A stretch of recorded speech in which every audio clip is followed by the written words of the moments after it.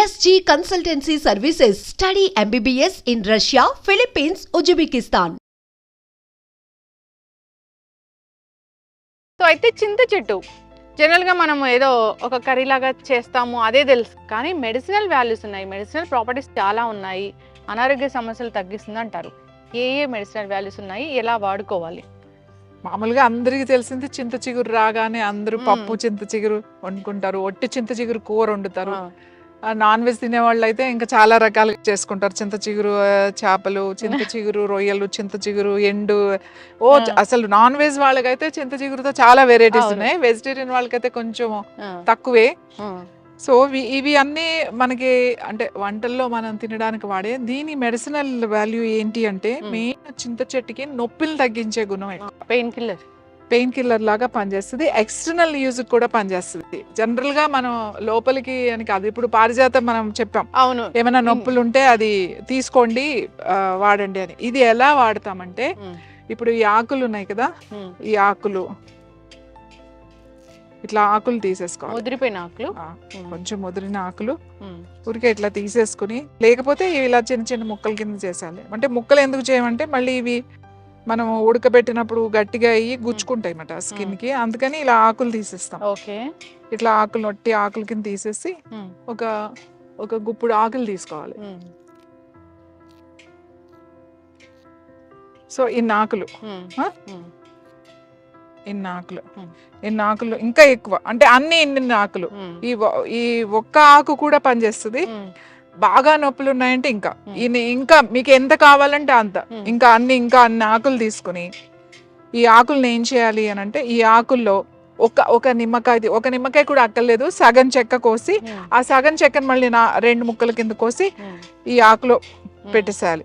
ఒక చిన్న బాండి, ఇనుప బాండి ఉంటుంది కదా, ఆ బాండీలో ఫస్ట్ ఈ ఆకు, అది వెల్లుల్లిపాయ ఉంటుంది కదా, ఒక వెల్లుల్లిపాయ తీసి ఊరికే ఒకసారి కొట్టి, ఎక్కువ మెత్తగా దంచక్కలేదు, దాన్ని చితక కొట్టడం అంటారు. ఒకసారి ఇట్లా కొట్టి ఈ ఆకు, ఆ వెల్లుల్లిపాయ రెబ్బ అండ్ నిమ్మకాయ ముక్క, కావాలంటే కొంచెం వేపాకు కూడా కలుపుకోవచ్చు ఇందులో. మునగాకు కూడా మీకు అందుబాటులో కనుక ఉంటే, మునగాకు కూడా కొంచెం ఇంత మునగాకు, ఎంత చింతాకు తీసుకున్నారో అంత మునగాకు, ఇంత ఇది ఒక 2 నిమ్మకాయ ముక్కలు, చిన్న చిన్న ముక్కలు, ఒక వెల్లుల్లిపాయ రెబ్బ వేసేసి బాండీలో కొంచెం అట్లా ఇలా వేడి చేస్తే మంచిగా అది కొంచెం వేడి అవుతుంది.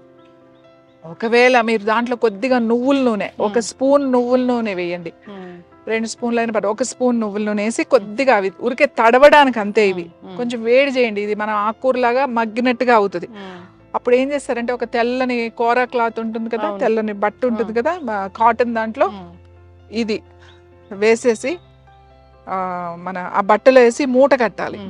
మూట కట్టి అప్పుడు ఏం చేయాలంటే, ఆ నూనె ఉంటది కదా, ఆ వేడిది పెట్టి అది దాన్ని ఎక్కడ నొప్పి ఉంది, సపోజ్ నడు నొప్పి ఉంది, లేకపోతే ఈ భుజాల నొప్పులు ఉన్నాయి, లేకపోతే మెడ నొప్పి ఉంది, లేకపోతే ఈ సైడ్ నొప్పులు ఉన్నాయి, తర్వాత బాగా యాంకిల్ పెయిన్స్ ఉన్నాయి, తర్వాత నీ పెయిన్స్, మోకాళ్ళ నొప్పులు ఉన్నాయి, ఎక్కడ నొప్పి ఉండి మీకు వాపు వచ్చి నొప్పులు వచ్చినాయి, బెనికినవి, వీటికి ఏం చేస్తామంటే మూట కింద కట్టేసి ఆ మూటని వేడి చేస్తూ ఇట్లా, ఇప్పుడు రిస్ట్ పెయిన్ ఉందనుకోండి, ఇక్కడ పెయిన్ ఉందనుకోండి, ఇట్లా అంటూ ఉంటాం అన్నమాట. దాంట్లో నువ్వుల నూనె కూడా ఉంటుంది కదా, మళ్ళీ కొంచెం చల్లగా అయిన తర్వాత మళ్ళీ ఆ పెనం, దోశ పెనం అయినా పర్వాలేదు, చిన్న బాండి అయినా పర్వాలేదు, మళ్ళీ దాన్ని వేడిని ఇట్లా అనుకుని మళ్ళీ ఆ కొంచెం వేడి తట్టుకునే వేడిని ఇట్లా కాపడం అంటాం కదా, ఆ మూటని వేడి చేస్తూ ఉండాలి. ఈ ఆకులు మూట కట్టాం కదా, దాన్ని కట్టుకుంటూ ఇట్లా కాపడం పెట్టుకోవాలి.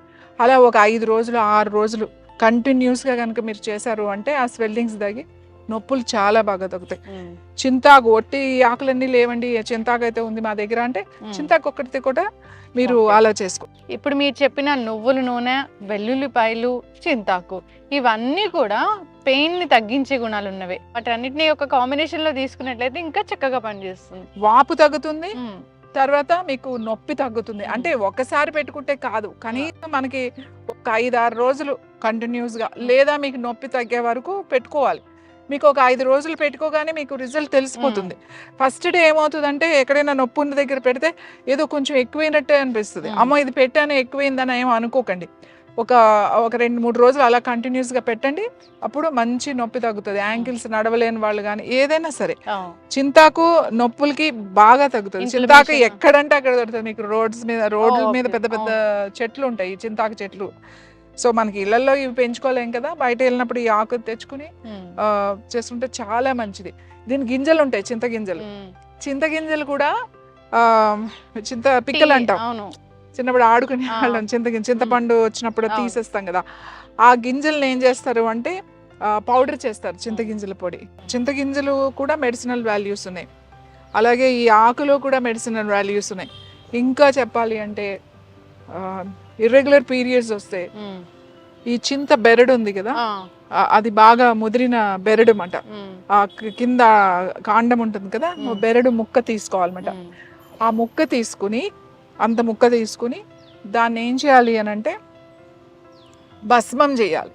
భస్మం అంటే ఏంటంటే ఆవు పిడక కానీ ఆవు పేడతో చేసిన పిడకలు ఉంటాయి కదా మనకి, ఆవు పేడతో చేసినవి. ఆ పిడకను అంటించి ఆ పిడక మీద 2-3 బెరడు ముక్కలు పెట్టాలన్నమాట.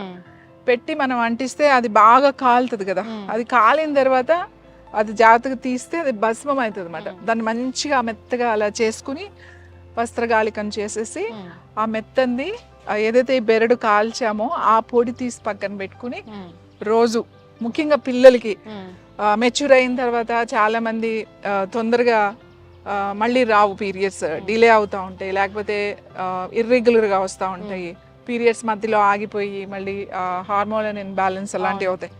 వాళ్ళకి ఆ భస్మాన్ని ఏం చేయాలంటే అరటిపండు ఉంటుంది కదా, కొంచెం అరటిపండు తీసి ఒక ముక్కలో ఒక 2 చిటికెలు భస్మ అరటిపండులో పెట్టి తినేసేయాలి.